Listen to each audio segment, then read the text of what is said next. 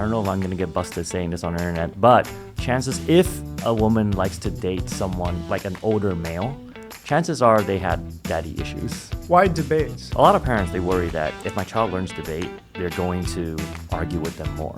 And what I found is that it's actually the opposite. They actually try to argue with them less. He went out, he took the test paper to his mom, and then he was like, "Mom, look at what I got. I got 17 out of 20.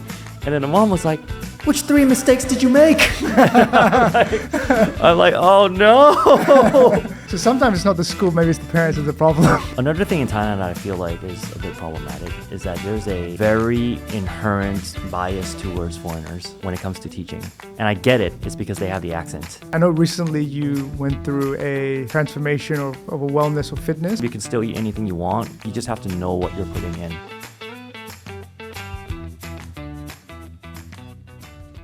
And we've got Kevin here to join us for another one of our series. Kevin's based in Bangkok. Are you Thai or? So I'm from Taiwan. Taiwan, okay. But I haven't gone back in like 30 years. So I grew up in Thailand, and I'm pretty much a Thai now, except I can't read and write Thai. Yeah. Why have you ever made the decision to learn or to read or write Thai? I think language is just one thing. Like, 'cause the only reason why I feel like I need to learn Thai to communicate and to work. Yeah. But it's just never gone. I've just never gone around to like actually bother to learn how to read and write because Yeah. I never had to use it. Yeah. Back then I was working in the school, so if I knew how to read and write, I'm gonna get more work. Yeah. So I just choose not to learn it. Yeah. Well, she's looking for the easy way out. Pretty much. Which is funny because you're a doctor of education, right? Yeah. So education is something that's important to you. So what's something, actually, so maybe you could explain a little bit more about what you do on the education aspect. Yeah, so right now I have an academy that mainly teaches debate and SAT. Yeah. And so I've been doing that for the past 15 to 18 years now. Yeah. And so prior to this, I was the principal of my parents' kindergarten. Oh, wow. Yeah, it's called Central International School. Where is it? It's at Rama 9. Oh, Rama. So it's I right actually have around 2 there. kids now in kindergarten. How old are they? They're 3. They go to Kids Kingdom in Ramudi. Ah, okay. Near Yeah. Lumpini Park. Yeah. Actually, let's talk about that a little bit. Like, I think the thing that you want to, whenever I go to a kindergarten or if I go to a school, the things that I focus on the most is on the classroom management, on whether or not the teacher can handle the kids. Now, there are like a lot of ways to manage a classroom. Like the most traditional way is the one where the teacher's in front and then the students are basically listening and stuff like that. A more modern method is where they're sitting in circles and it's more like a guided a teaching group and guided kind of learning. experience more than. And I think in the recent years, there's been like multiple different methods and approach where you just sort of let the kids do whatever they want. Yeah. And in general, all theories have its strengths and weaknesses, but it's the implementation that is the problem. Yeah. So some schools can have great curriculum. If they aren't able to implement it, then it's going to be very problematic. So for instance, some of the Montessori methods, right? It's a great concept.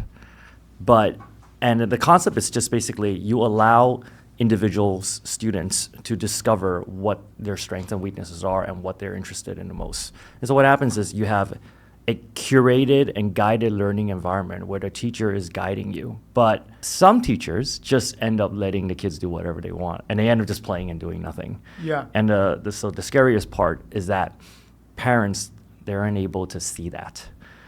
Right, and so that's why we have CCTV sometimes because we worry about our kids. Yeah. We have Class Dojo, we have all these like programs, but again, those can be fake, right? You can just take any random like nice shots and all that.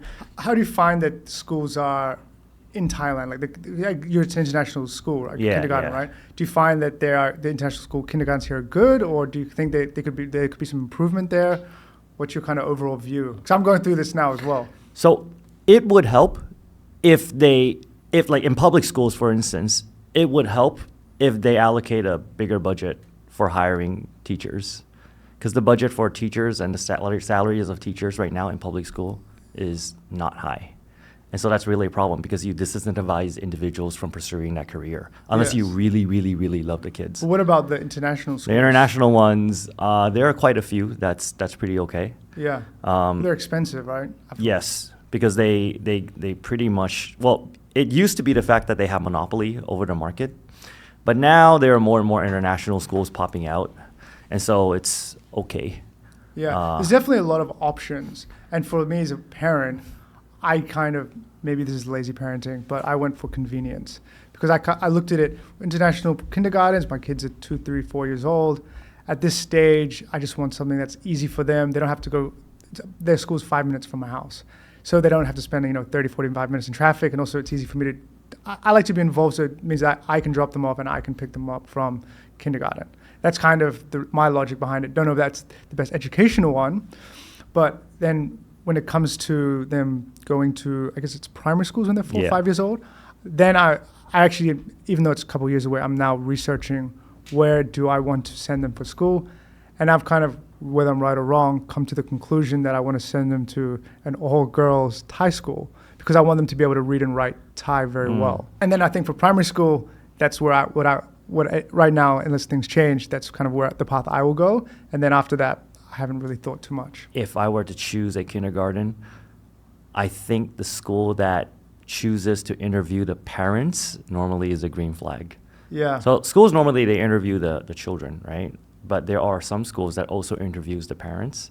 To me, that's a green flag. Yeah. Because what they're really doing is they're filtering out parents that has the same educational philosophy as them. So for instance, like yourself, if you're not too much into the tiger parenting or my kid has to be able to count till 50 by this age, right?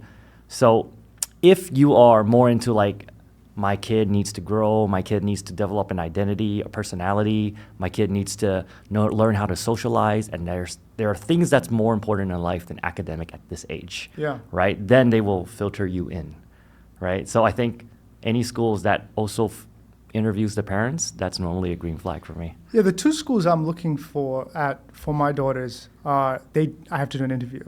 So that's part of the process of them getting accepted. It's not just as simple as, well, I don't know if it's just kindergarten where you can basically just enroll them and you pay. Yeah. With the 2 schools I'm looking at, the Thai schools, I get interviewed as well as them. Another thing in Thailand that I feel like is a bit problematic is that there's a very inherent bias towards foreigners when it comes to teaching. And I get it. It's because they have the accent.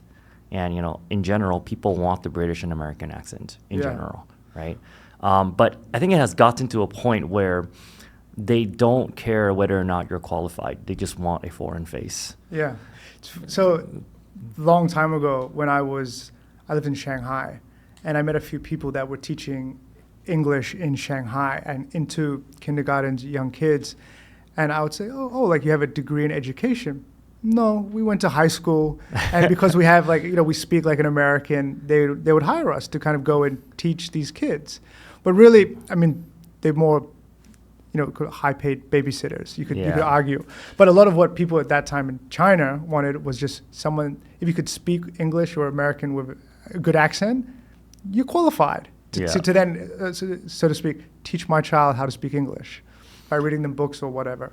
That's very problematic because if you prioritize one factor over all other factors, it's really going to affect your childhood development. Yeah. Because at this age, you're really developing a variety of things, right? You're developing personality, your social skills, and all of your fine motoring, all these physical skills as well. And so it's very important that the teacher is there to guide you, as opposed to just learning English. Yes. Right, especially at this age. Well, that's why I like the school that I chose, because I feel like there's a bit more of a inclusive guidance. Like you said, I've only been there when the parents can go there, but they do have the circle. It isn't very engaging, and it's not so much focused on this, and this. Yeah. It's more of a group activity as well. Yeah, the group activities are always good, right? Because you're developing a sense of how to react to certain situations. So my daughter, for instance, there was a time period where if she loses, she would cry and she would, throw tantrums and all that. It took us quite a while to teach her that it's okay sometimes to lose. Yeah, well, it's part of growing up, right? Yeah, I remember back when I was in the principal, the kid came in and his math was not good, right? So then he worked on it for quite a while, for the entire term. This was the elementary kid, by the way. And then in the end, he ended up getting, I think, 3 mistakes, out of 20 right? It's pretty good. That's not bad, right? 3 mistakes out of 20. Yeah, it's pretty good. And so he was really happy because that was the first time he got the score like this high. Because back then he was like, he couldn't do any of them. And so I saw it with my own eyes. So he went out, he took the test paper to his mom, and then he was like, Mom, look at what I got. I got 17 out of 20. And then the mom was like, which 3 mistakes did you make? I'm like, oh no. Yeah. So sometimes it's not the school, maybe it's the parents is the problem. I would say it's 50-50, honestly, because I've been teaching high school kids for all my life. And like you see a lot of things. So you seem like you're quite passionate about obviously education, but you were working in kind of the younger years. What made you decide you wanted to transition to, I guess, SAT, you're now dealing with high school. Is that kind of grade 12, grade 13? So I've actually always been teaching high school kids. Okay. And then my parents asked me to help out. Okay. So I was there for 5 years. Yeah. So it's a kind of a natural progression out. You were there, and then now you're focusing again primarily on your education. Correct. So I was teaching high school kids, and then I helped out. And during that time, I was doing basically both. And then now I'm out again. So now I'm doing only the high school kids. So I'm mainly teaching them SATs and debates. Okay. Why debates? Debate? Personally, I feel like it's a great activity to have. A lot of parents, they worry that if my child learns debate, they're going to argue with them more. And what I found is that it's actually the opposite. They actually try to argue with them less. Because so long as there's a logical explanation towards the things that they do, they will learn to not argue much because they learn to think in their perspective. And when you debate, would you say generally your opinion is based off facts, opposed to just arguing for no reason? No, it's generally based on your interpretation of facts. Because you can't argue facts, right? Yeah. It's interpretation of it, like what this certain things means and what are the implications of it. And it's also arguing the significance of facts, of whether or not this is right or wrong. And when you teach debate, do you also host debates, or you're helping you teach debate teams? So we teach mostly competitive debates. So competitive just means that we don't just debate in class, but we also send teams to tournaments. There are 3 national tournaments in Thailand, and then there are tournaments around the world pretty much almost weekly. Yeah. So I was also the coach. I'm the coach of the national debate team, along with 2 other coaches. We just came back from Panama. Oh, wow. They just did. Not bad. They went to partial octos. Not bad. Top 24 in the world. Yeah, it's pretty good. And so like there are like world schools debating championships going on. And there's also debating in the university level. So it's a pretty competitive thing. And how do you, for debating, what are the usual topics that, say, high school kids would debate about? Oh, way harder than you think. Yeah. So it ranges from philosophical to international relations, politics. Current affairs for sure. Entertainments. And then how do you judge? So in a debate competition, this is new to me. In a debate competition, how do you decide who wins? So the general structure is this. The general structure is you have a bunch of teams in the main hall. Let's say you have 100 teams. Yeah. They're in the main hall. They receive the same topic, and they receive which side. So they don't get to choose which side they're in. They receive which side they're in. They receive which room they'll go to, and then they all disperse into their own room, and then they all start debating. So normally, depending on the style, it's either a 2-on-2 or 3-on-3 debate. And if it's a 3-on-3, then each speaker goes once, right? So you end up having 6 speeches, and one of the speaker goes twice. And how long is each speech? Each speech is normally 7 minutes, depending on the style, right? And within that 7 minutes, you also have time for the other side to potentially offer you a POI, which is point of information. So they can ask you a statement, like a question, or they can state a statement that's designed to, to counter whatever it is that you're saying right now. Yeah. So. And did you take are you given a side to debate on, or? Yes, you are given a side. So sometimes you could be conflicted, right? For sure. Depending because maybe that's the side you prefer. Yes, you most likely will get a side that you just don't agree with. Yeah, which is very but you have problem. You have to be able to think on both sides. Yeah. Which is the reason why parents wants to send their kids to debate, because it's so useful. And I guess, would you say a natural career for a debater would be to go into something like law?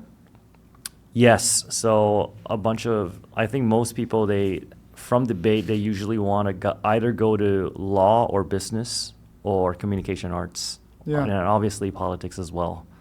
Wow. Yeah. But the idea, I don't know. I don't think the skill is just like curated for like law and businesses. I think the skill itself is super duper useful. Daily life. Yeah. So in my IG, that's what I've been doing, is that because like after I've been teaching for so long, I started to realize, oh, wait a sec. Things that I thought was common sense was not very common sense-ish to people, because they go, oh, wow, how'd you think of that? I'm like, wait, what? Like, so it's just the ability to structure and communicate your thoughts, like just in a very systematic way, so that whenever I see an argument or I see someone present their point, I know that this is the problem at hand, this is the solution they're proposing, here's the benefit, and this example serves to augment this specific argument. And so now we're changing into a new topic. So like you kind of have that in your head as you're speaking, and it really helps when it comes to relationships especially, and it really helps when it comes to like just negotiations, presenting, and understanding so on and so forth. people and their kind of point of views as well. Would you say it also helps people become more understanding?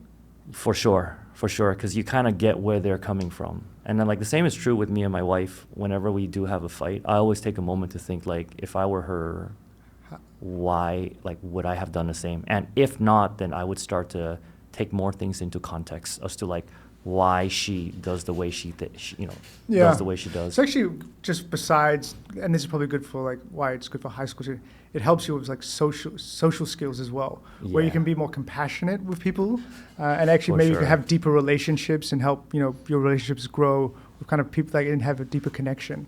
Yes, for sure, because like you start to think in other people's shoe as well. So I think it's super duper useful. I think for me personally, I just felt like it's a very, very good skill to have just in general. Yeah. Because like everywhere I go, a lot of things I feel like people already know. They just like the fact that someone is spelling it out for them in a very structured way. So it's kind of like a live chat GPT, summarize this and but sometimes it feels good to have that interpersonal skills where you're just like saying stuff out and all that. Yeah, and you did say that this is what you're doing on your Instagram. Yeah. So could you maybe explain a little bit more about what you are doing with your Instagram? I know you do have a podcast as well. Yeah. What's the purpose of that, and kind of what are you building there? So my Instagram is mainly on communications. The platform there is just to show credibility on teaching debate and obviously teaching philosophy in general, because I also teach SATs. Yeah. So that entire platform is to showcase like different ways and different types of communication skills. Yeah. So and on top of that, I also put down carousels on like how to communicate clearly, what qualifies as an argument, what qualifies as a problem, root cause, and solution. So again, you're educating again, but via social media. Correct. And kind of you're giving free tips away to people. Yeah, I think that's one thing like nowadays, right? Like if you use social media as an advertising platform, then you're just not going to make it. Yeah. Like you have to be able to provide value to people. And oftentimes it comes with free stuff, which is fine. I mean, there's nothing wrong with giving around free tips, because in the end, people still want like a structured way. If they want to learn with you, they want a structured way of going about at it. Yeah. Right. Recently, I've been finding that all the relationship tips are very popular, right? Because for me, it's a very generic relationship tips. It's just spelled out in a different way. And everybody has whether it's a friend, boyfriend, girlfriend, parents, relationships. Somewhat, could you argue that they're the same fundamentally? It's just they have different kind of capacities. It's like you have different relations with different people, but the foundation is always the same. Yes, actually, I'll give you an example right now. This one is on parenting. So recently, my wife she was feeling a bit guilty because she feels like she haven't spent much time with our child, right? And I'm not feeling the same way, because I feel like I spent enough time with our child already. And so she was getting a little bit frustrated because she was like, wait, why don't you feel the same way I did? And so the way I put it was like this. I said, look, you have a very different mindset of what parenting should be like, and mine is the same. So when I grew up, my parents were not there at all times. They had to work and so on and so forth. And so I get to see them every once in a while. But I value the times that we're together. Whereas it was different for my wife. She spent a lot more time with her parents. So she had that same value as what she received. Yes. So then I said, look, if we put this into context, that is, we have a different expectation as to what quality time means with our child. And both of us are right in a sense that we both spent quality time. Yeah. Right. Now, what happens there? I think that's the important thing. It's the quality of the time that you spend together versus the actual amount of time. Exactly.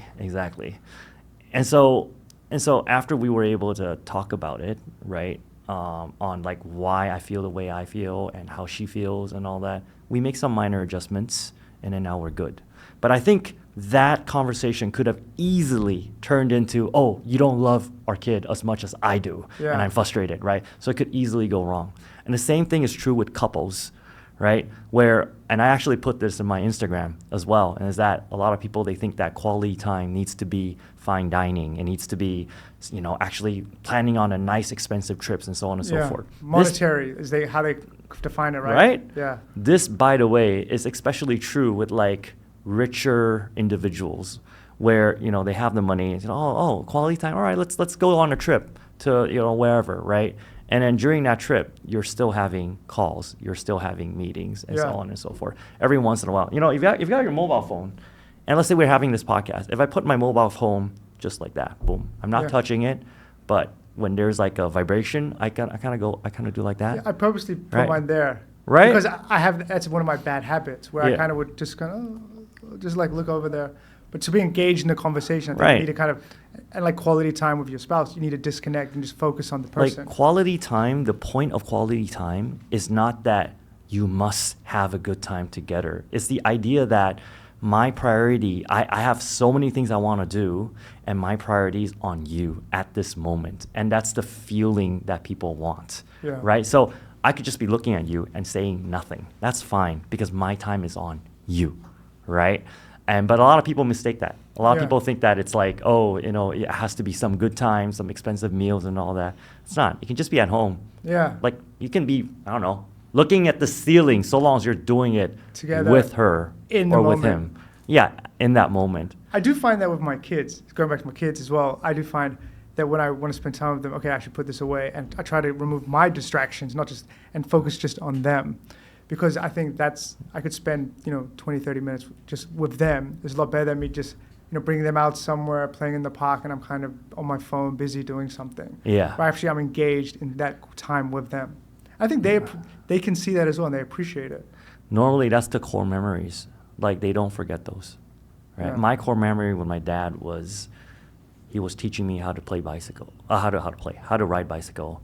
And I remember till this day that, like, that was the first time I removed the wheels, the little wheels on the side. Yeah, the trainer wheels. Yeah, the trainer wheels. And so I was so nervous. I was riding, and my dad was behind me, and my dad was like running. I remember him sweating and all that. Yeah.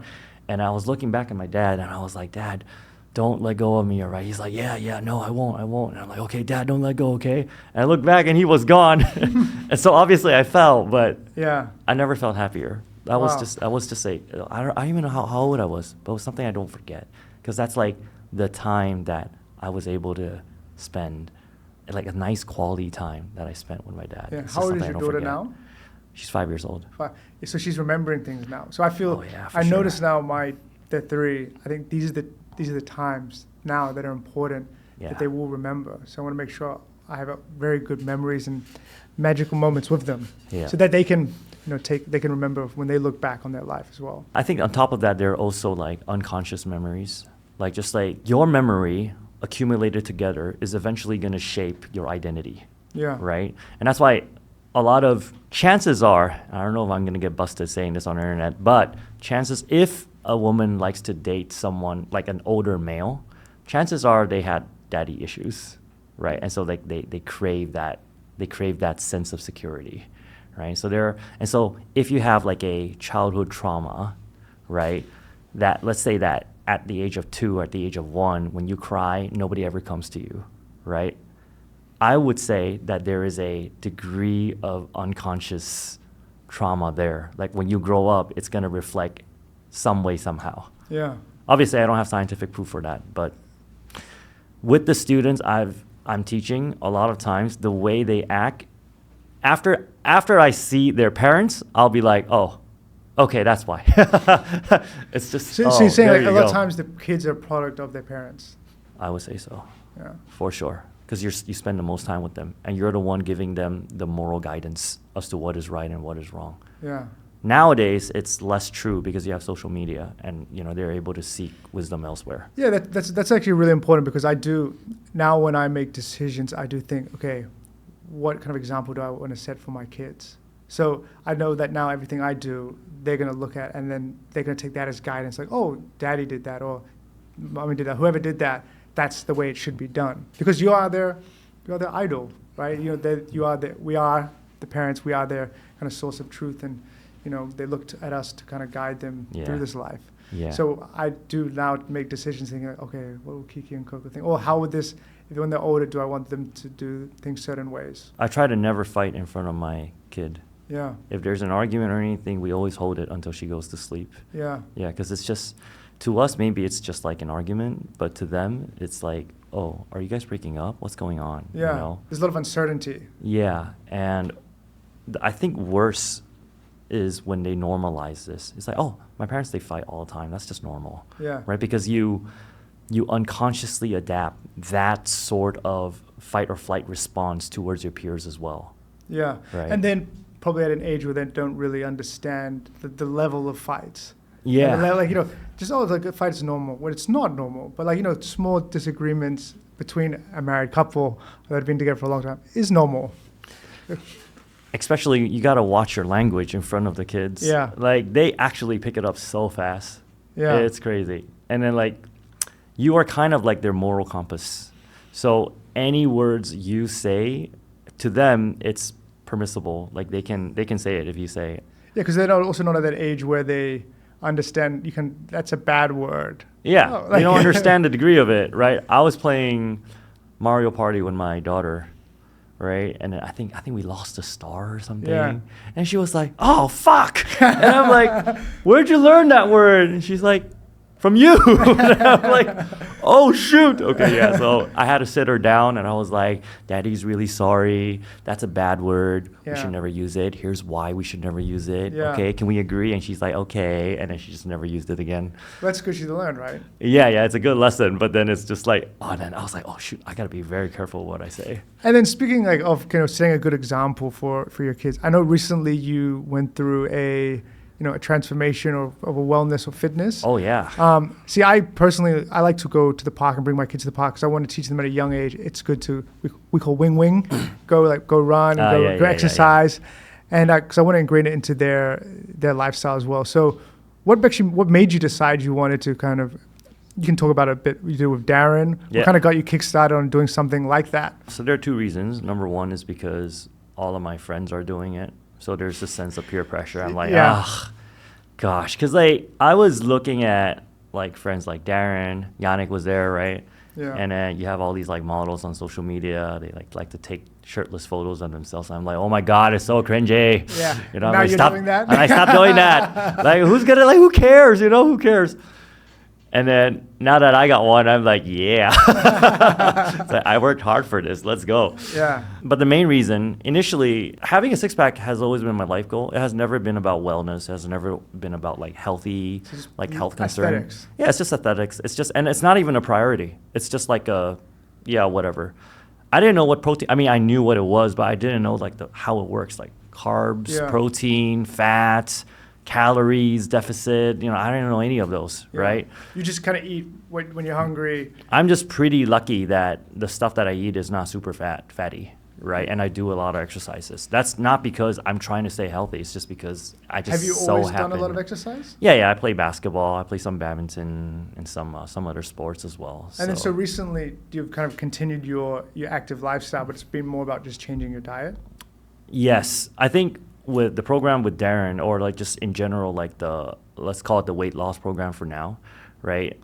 We actually made a deal, and the deal was I pay him for however much he charges, and he's going to buy me a TV of my choice using that fund if I'm able to see my six-pack within like 6 months. Yeah. And so like the initial 2 months was all like, I want my TV. I want my TV.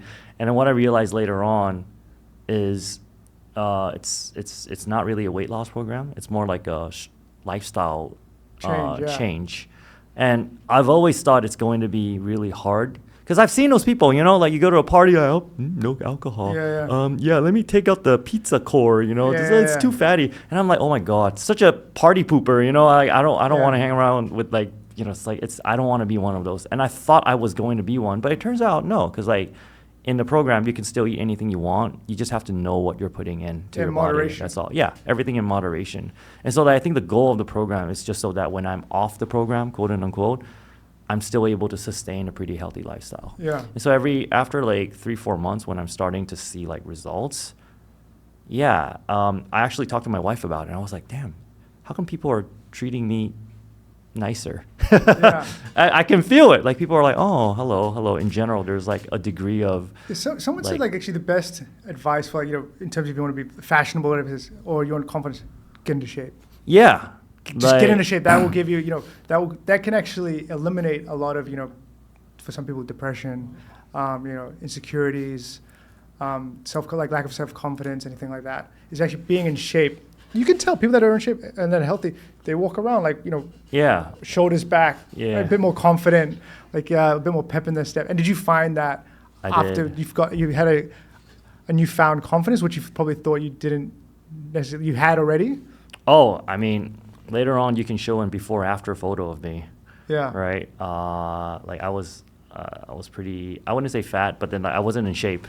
Right. And there's a before and after. I think the idea is that confidence in itself is like the core to everything you're doing in life. So whether or not you're like, I don't know, you're a translator, you are a professional athlete, or whether or not you're a business person, when you meet people, we are social animals. That's why social media works, because we are social media. We are social animals. We're consuming it every day, right? Right. And so we do care about how other people think of us, consciously and unconsciously.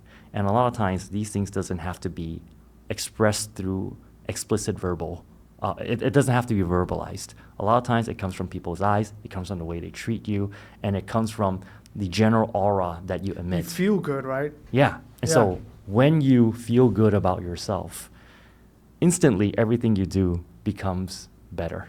And more positive, we could say, right? Yeah, for sure. I think as a parent and as a teacher, probably people, your students, even your wife, your daughter, they see that in you as well, right? Yeah, for sure. Like in general, I'm just the way I talk, the way I project myself is just better. And it feels really good. I think it's just something money cannot buy.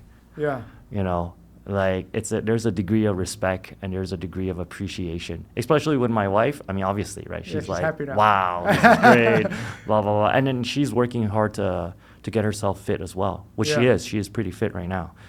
So if anyone ever asks me, like, is the body transformation worth it? I'm going to tell them 3 things. Number 1, it's not the transformation that you desire. It's the lifestyle that you're going to get. Because I did actually feel my skin got better. I don't know what's probably it's the food that I choose to eat, right? But if everywhere you go, people go, wow, you look great. Everywhere you go, wow, you're glowing, Kevin. Yeah. Everywhere you go, that's something money cannot buy. That's just pure, like confidence. I love it.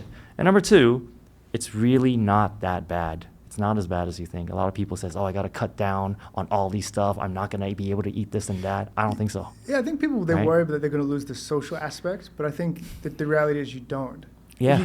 You can choose to, but there's plenty of options around, like, where you can keep your social life, as long as you manage, other things around that day. Yeah. You can't be obviously going for like a bottomless brunch and then, happy hour and then a party at nighttime as well. That's not sustainable. Exactly. So you choose one out of the 3. Yeah. And then maybe the next couple of days you tighten the belt, so to speak, and kind of. And it kind of feels good to know what you're putting into your body as well. Yeah. Like back then I didn't know, like, because now I can look at something, I'll be like, oh, that's probably X amount of calories. Yeah. And that's pretty fatty and that's not. I can tell. But before I can't. Yeah, so you choose. You choose the thing, and then you can also, you find things that you like more so than others. Yeah. Yeah. So I went through a similar thing 6 years ago where I lost 12 kgs. 12 kgs? Yeah. Wow. Congrats, man. In 4 months. And it was basically, I thought I was eating healthy. Oh, that's a hard cut. Yeah. I thought I was eating healthy, I was having chicken, rice, and then after that I'd have a protein shake. I just didn't understand calorie intake. And then now that I understand it, I say, oh, I shouldn't be having chicken, rice, vegetables, and a protein shake for lunch because that's really 2 meals. So if I want to have the shake, the banana, whatever, that should be separate, or at least to be accounted for. And then later, I need to kind of cut back on something. Yeah, for sure. Do you take any supplements now? No, I don't. Is there a reason why? Because I am clueless. But I mean, Darren, Yannick, these guys, like, have they given you kind of advice on what supplements you should be taking, or that you would like to take? No. I mean, I don't have enough knowledge and information because, like, honestly, the social media stuff is scaring the crap out of me because you have like doctors supporting supplements that ended up to be a fraud. Yeah. And so I was like, man, these social media, like, they're just bombing the crap out of me. And so I no longer know whether or not I need it or I should take it or it's beneficial. I don't know any of this. So I really need that blue tick. Yeah, so you need that. So that's kind of what we're priding ourselves on doing. And we're actually working with experts to actually create different. So you could go to, for example, just for arguments, because we both know, you go to Darren and you could see what he's taking on a daily basis. So then someone like you would be, okay, I trust Darren. I trust his process. So then you can go to his profile and then you can order essentially everything that he's taking. So he's also verifying, yeah, these supplements are good. This is why I take them. How do we know if it's good or not? We know because of he's basically, there's an expert that's kind of said, this is what I would take. Right. So you're trusting Darren. Right. But so it really comes down to the trusting the person. But supposedly if I hire an investigator and I go, hey, Charlie, I'm not going to tell you this, but I'm just going to check on the process and all that. Well, that's we could debate this, but that's why like FDAs and kind of, the governments do have these, certificates in place. Right. But I mean, there's products that have been around for, companies that have been around for 15, 20 years with, medically backed data, science, like you were saying before, you didn't have enough data on, I can't remember, on something to prove it is true or not, where these companies have been around for, 20, 30 years, some of them, right?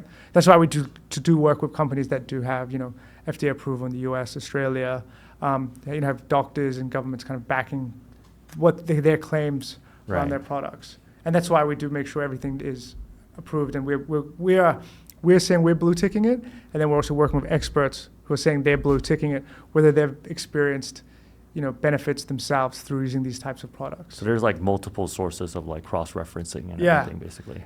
Yeah, because I think that there's no perfect formula. Even for myself, I've taken supplements and I've felt effects for 2-3 months.